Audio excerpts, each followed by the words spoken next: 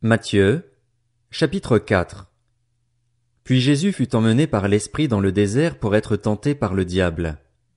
Après avoir jeûné 40 jours et 40 nuits, il eut faim.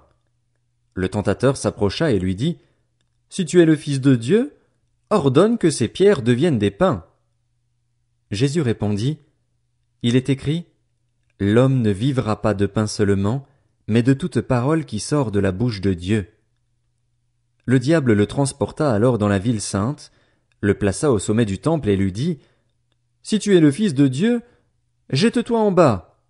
En effet, il est écrit, il donnera des ordres à ses anges à ton sujet et ils te porteront sur les mains, de peur que ton pied ne heurte une pierre. » Jésus lui dit, « Il est aussi écrit, tu ne provoqueras pas le Seigneur, ton Dieu. » Le diable le transporta encore sur une montagne très élevée, lui montra tous les royaumes du monde et leur gloire et lui dit, « Je te donnerai tout cela, si tu te prosternes pour m'adorer. » Jésus lui dit alors, « Retire-toi, Satan.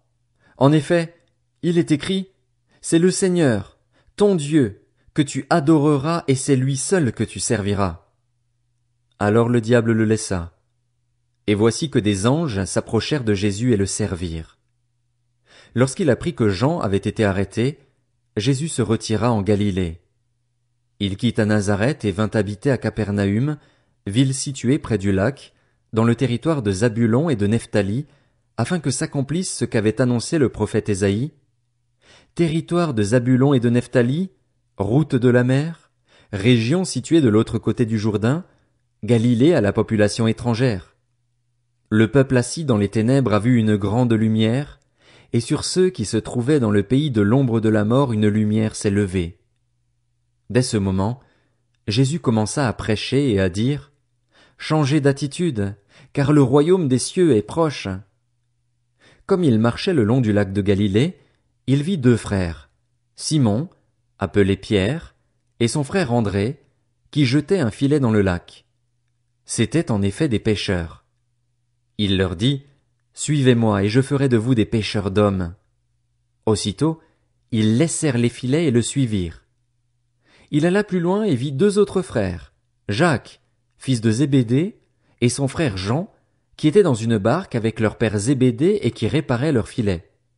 Il les appela, et aussitôt ils laissèrent la barque et leur père et le suivirent. Jésus parcourait toute la Galilée. Il enseignait dans les synagogues, proclamait la bonne nouvelle du royaume et guérissait toute maladie et toute infirmité parmi le peuple. Sa réputation gagna toute la Syrie et on lui amenait tous ceux qui souffraient de maladies et de douleurs de divers genres, des démoniaques, des épileptiques, des paralysés. Et il les guérissait.